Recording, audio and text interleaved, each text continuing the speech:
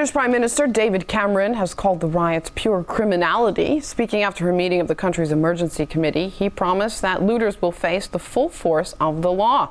Well, joining us live now is Gerard Batten, who's a member of the European Parliament.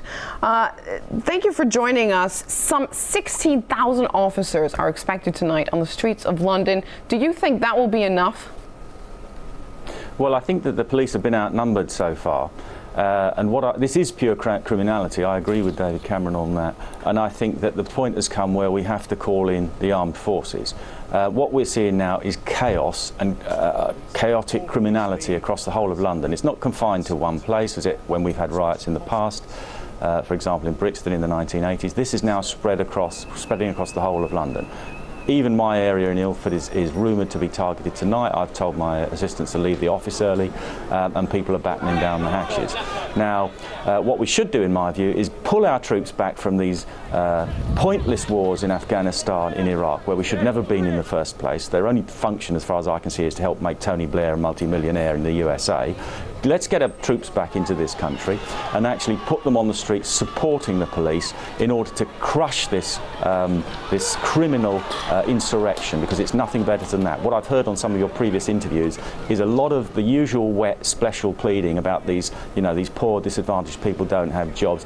There's jobs there if they wanted to do them. Most jobs now are filled by in pubs, in shops, in everywhere you go. They're filled by Eastern Europeans who are highly educated, who actually speak the language, and they're getting the jobs, and our own people are not getting them very often because they're not interested in education. They don't really want to work.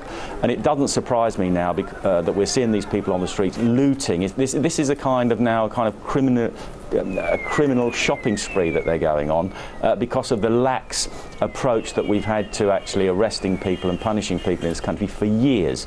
It's almost impossible to get arrested for something. If you're arrested, it's very difficult to actually get convicted, and if you're convicted, it's almost impossible to get a meaningful sentence. These people have nothing but contempt for the law, and you can see it in their faces. They're not even bothering to cover their faces up. They don't think anything's going to happen to them. There is a mechanism which we could use to deal with this, if you'd like me to elaborate on that.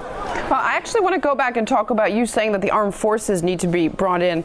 We're hearing that a senior London police officer says that it is possible that authorities will use plastic bullets to quell rioters.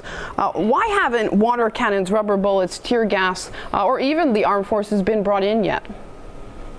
I think because the police force over the years have been debilitated by this culture of political correctness, where if people are out on the streets doing this, they must have some reason, the poor little dears, and you mustn't be nasty to them. And I think the police are kind of been hidebound by this for years.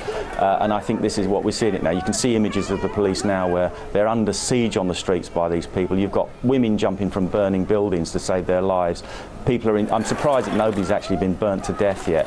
And I think the time has come to get tough with this. We must crush this, otherwise it's going to get totally out of hand, and it will be a constantly reoccurring thing if we don't. They'll put the shops back together, they'll restock them, and then the criminals will come out again if we don't actually make it plain to these people that this will not be tolerated and it will be crushed.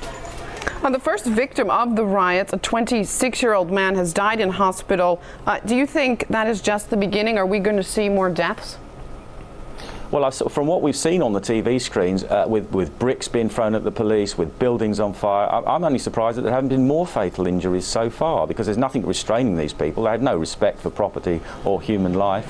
What do they care? If they wouldn't be burning buildings down wholesale if they actually cared whenever anybody was in them or not. How do they know when people are in? We've seen people who've lived above these shops in flats who've had to flee the buildings, evacuating in an emergency. I'm sure that wasn't done in an orderly fashion. These people are torching the buildings and they don't care who's in them.